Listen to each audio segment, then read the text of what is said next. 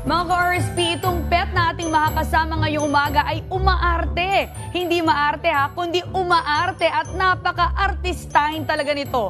Pero bagong lahat, let's all watch this. Nalaglag ito sa 10-story building, pero nag-bounce lang siya. Pero ganito na yung itsura niya. Pero buhay siya. Buhay ang bata. Nag-bounce lang siya, pero namalaglag sa 10-story building ba? Nag-bounce siya, pero ganito na siya. Ang bata, hindi na makalakad. Hala! Kawawa naman. Paano na? Bata kagaya ng bata? Paano na magkapamilya ang bata? Kinabahan ka, no? It's a prank lang pala ang eksena dahil umaarte lang ang fur mom na si Algerie Garcia at ang kanyang fur baby na si Sturdy. Pambata? No. Abay, gusto atang mag-artista ni Sturdy. Kaya naman, tara let's at alamin natin ang behind-the-scenes story ni na Sturdy at Algerie at mas kilalanin pa natin sila ngayong Wednesday, Pets Day! Bounce lang siya, pero namalaglag sa 10-story building. Ngayong umaga makasama natin si Sturdy at ang kanyang fur mom na si Algerie Garcia. Magandang umaga, welcome sa Rise and Shine Pilipinas. Algerie, umaarte ba yung aso mo sa pagtulog o tulog talaga? Hi Algerie, good morning. O kwento mo naman sa amin yung mga behind the scenes na nag-viral ninyong video ni Sturdy. Sabi nga ni Profi, ay ano, parang umaarte ba o tulog talaga? Yes po, actually po, nung nag-viral yung video, that was Sunday night, movie night namin dito sa family. So, we're actually watching a horror movie and then may scene na nahulog sa building. So, suddenly, after nung scene na yon, yung kapatid ko, tinatawag na ako na, ate, tingnan mo si Sturdy.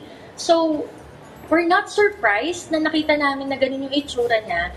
Pero, ang surprising dun is, nung nilapitan ko siya, hindi niya binabago yung itsura niya.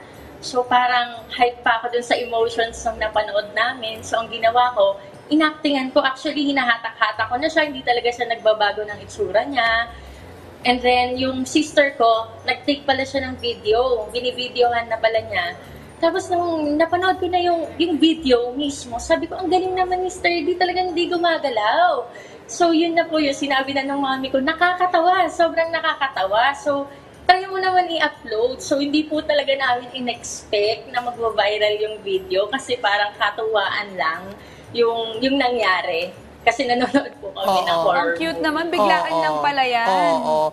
Algerie, Yes. kasi gusto namin malaman kung kaya bang ulitin yan, lagi ba niyang ginagawa or one time lang siya nangyari?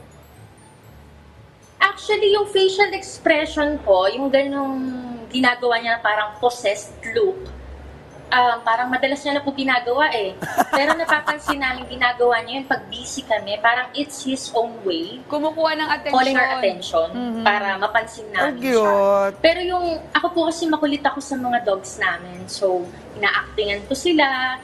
Pero yun yung first time na ang tagal na nilapitan ko na siya, hindi talaga siya nagbabago ng itsura. So, yun po. May plano bang mag-artista tong si Sturdy? Baka naman pwede magpa-demo ngayon. Try natin para makita ng mga ka-RSP natin live. Actually po, si Sturdy, pagka naririnig niya yung sasabihin ko sa kanya na, halika na dito, kukunin ka mag-artista. Sasampa na siya dun sa may mini sofa namin, tapos tuwang-tuwa siya. But the problem po is, si Sturdy, hindi po siya morning dog. Talagang tulog siya, hindi siya umaarte ngayon. 8:30 to 9 a.m. Kaya po, kung makikita niya po siya ngayon, natutulog po siya. Kahit po pinagkikwentuhan na natin siya.